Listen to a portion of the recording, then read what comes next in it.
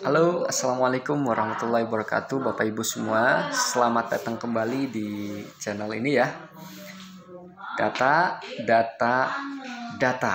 Ya, jadi di era digital yang kita rasakan hari ini, maka data adalah merupakan hal yang sangat fundamental ya, hal yang sangat penting nih Bapak Ibu ya. Khususnya data sosial dan ekonomi yang tentu saja ini merupakan hal yang sangat krusial untuk menentukan kebijakan pemerintah ya, mulai dari bantuan sosial hingga program pemberdayaan ya Bapak Ibu. Nah, tahukah Bapak Ibu ada instruksi presiden ya yang mengatur hal tersebut ya. Jadi kali ini kita akan mengupas ya sedikit tentang Inpres nomor 4 tahun 2025 dan melihat seberapa besar ya, seberapa jauh peran Badan Pusat Statistik dan Kementerian Sosial dalam memastikan DTSEN ya, data terpadu sosial dan ekonomi nasional ya. Nah, penasaran Bapak Ibu? Yuk kita mulai ya. Jadi pertama-tama mari kita fokus pada BPS, Badan Pusat Statistik ya. Jadi berdasarkan Inpres nomor 4 tahun 2025, maka BPS memiliki minimal 6 tugas ya dan peran utama ya dalam hal ini. Nah, ini menunjukkan bahwa BPS merupakan jantung dari integrasi data tersebut ya. Apa saja 6 tugas penting tersebut?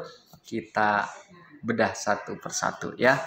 Yang pertama, Kepala BPS itu berhak menetapkan sumber dan jenis data ya, sekaligus pedoman integrasi data yang akan digunakan dalam penyusunan DTSEN. Nah, ini merupakan fondasi utamanya ya begitu.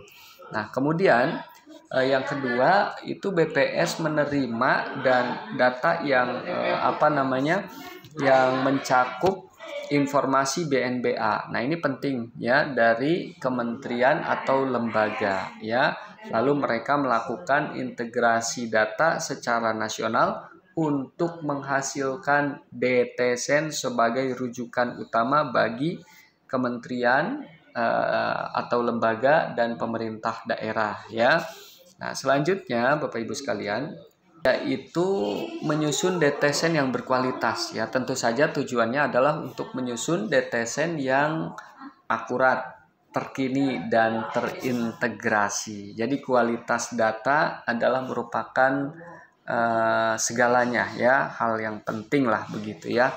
Nah, kemudian BPS juga mengelola DTSEN ya. Setelah tersusun ya, maka BPS bertugas mengelola DTSEN untuk semua kegiatan statistik. Nah, ini termasuk pemutakhiran, kemudian pengamanan data sesuai standar terbaik tentunya ya.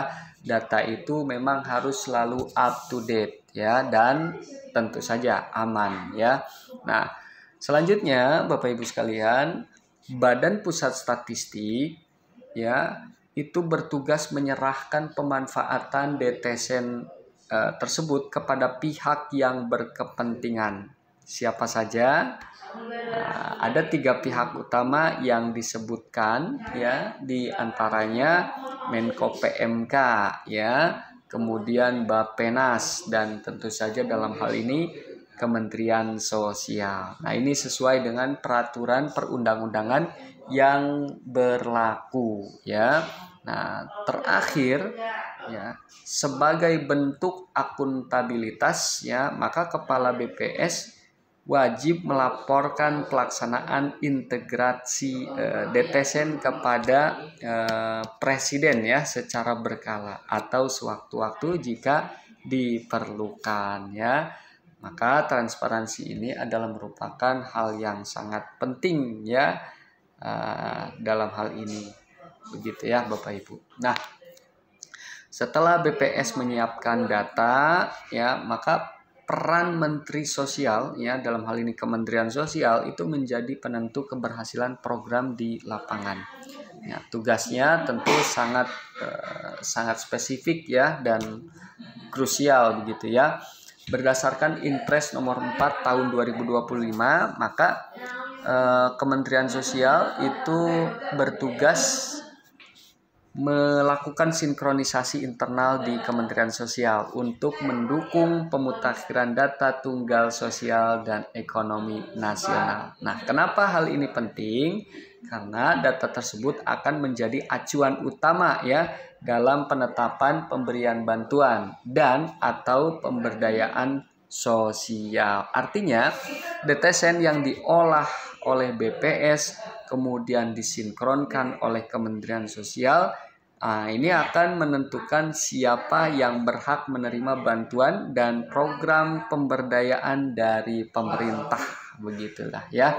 Inilah kolaborasi penting untuk mewujudkan masyarakat yang sejahtera, begitu ya. Jadi bisa kita simpulkan Inpres nomor 4 tahun 2025 ini menegaskan kolaborasi strategis antara BPS sebagai produsen begitu ya, produsen dan integrator data lah begitu ya, dan Kementerian Sosial itu sebagai pengguna utama data untuk program bantuan sosial dalam hal ini ya.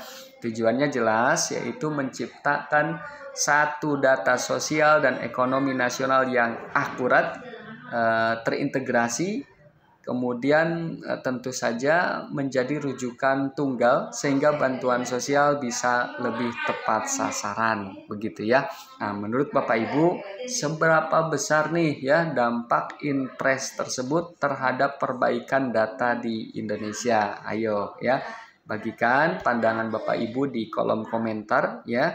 Jangan lupa like video ini jika Bapak Ibu merasa video ini bermanfaat ya, dan share ke teman-teman, saudara atau tetangga. Jangan lupa follow akun ini ya supaya tidak tertinggalan informasi penting lainnya dari kami. Sampai jumpa di video berikutnya. Assalamualaikum warahmatullahi wabarakatuh.